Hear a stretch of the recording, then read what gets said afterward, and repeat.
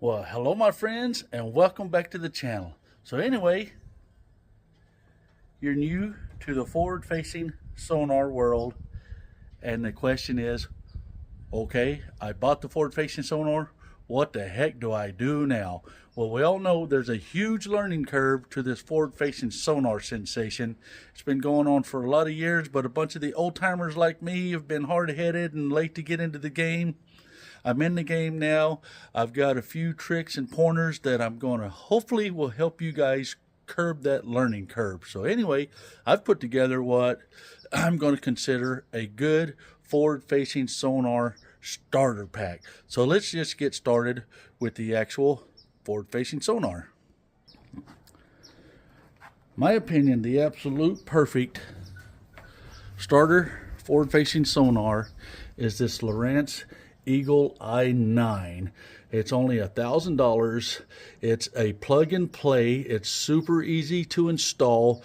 All the controls and everything on it. It's an easy unit to learn. You're gonna go out and spend a day on this thing, and you're gonna know what adjustments you like, your color palettes, and you're gonna pick that up quick. But what's going to be tough on your forward-facing sonar?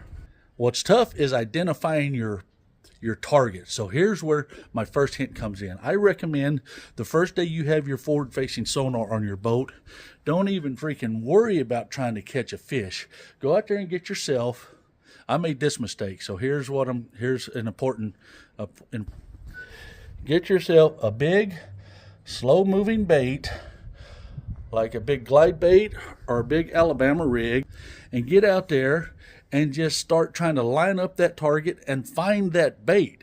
Get out there and you'll set your adjustment on your forward-facing sonars, set that sucker out there for like 70 feet, and just get to practicing to where you can find your bait. Get out there and just start fan casting that bait around and reeling it and jerky. You can make little jerks and pauses, and that helps you identify your bait from an actual fish that's out there. But it's very important. You got to be able to find your bait, because that's what it's all about, is finding that bait, manipulating that bait to try to get that fish to react and get that strike that you're wanting. So that's the number one tip, is to just get out there and actually play with your forward-facing sonar and being able to find your bait. And having that big bait, trust me, makes it super easier. Those things really tell on themselves. It's crazy how well these units actually show your bait out there. Now, once you get to where you can find that big bait very consistent, that's when you get your actual,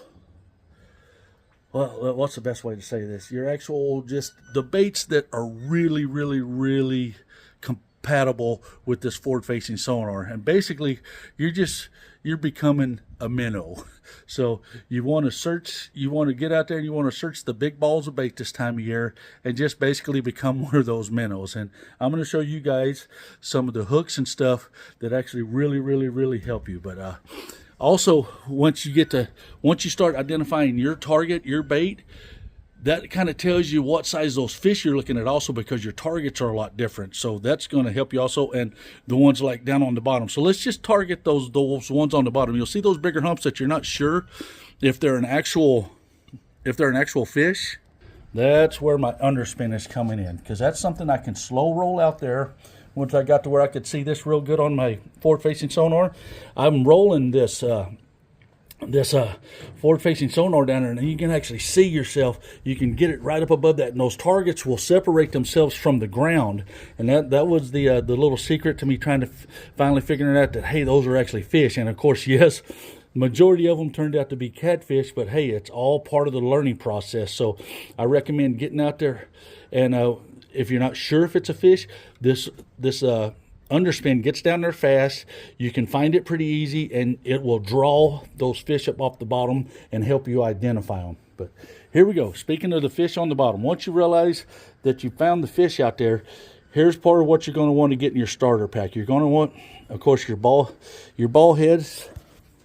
Here and here is going to be an important one, but here's one of the baits that I like. This is the 6th Sense flush minnow. And the reason I like that, because it just sets on the bottom. It's got a great bottom profile to sit down there and just really say, hey, there's a minnow down there, I'm going to eat him. But what the majority of people are doing is just something little bitty rascal like this right here, literally just becoming a minnow. So here I'm going to show you guys what I set up with the ball heads.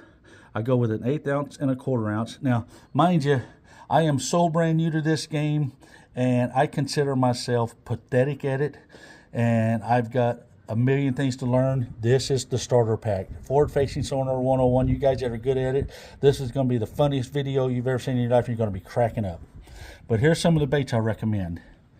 Bam, bam, and bam.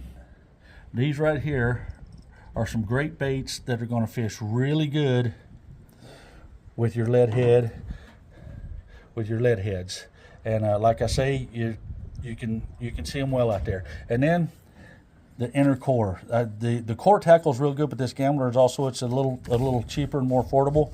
But these are the ones. Just go online and look up how they rig this. I mean, like Randy, there's a bunch of videos out there that will show you how to rig these. I don't want to waste your time doing that for you right now, but finding a little something that will do that death spiral is a big thing. So what am I doing as far as rigs? Well, the facts are you're going to be catching big fish and even a lot of fish on this. So you want a rod and reel that's going to handle it. This just happens to be the Abu Garcia Jordan Lee. It was discontinued, so I just got a great bargain on them. But the bottom line is this: you're going to want, in my opinion, a rod that has a lot of backbone and a fairly sensitive tip. And the thing about it is, when forward facing sonar fishing, 90% of what you're going to be doing is with your spinning reel. So that's one big thing about it. And of course, until you get up there and you're throwing your big glide baits and your A-rigs, of course, with your bait casters like we like to do. But 90% of it is just literally out there just shaking one of those little minnows. So again, the basics. What I consider to be a perfect little starter kit for your forward facing sonar and trying to shorten that learning curve. So I know that's just some real basic information, but hey, we all got to start somewhere, and the start is the place to start, and in my opinion, that's a good place to start. So I think I said start enough. So anyway, get out there and get started. And remember, when you get up here, treat people the way you want to be treated, respect the resource, and peace out, baby. And trust me, from a 1 pound to a 10 pound, that technique will get them, baby. Peace out.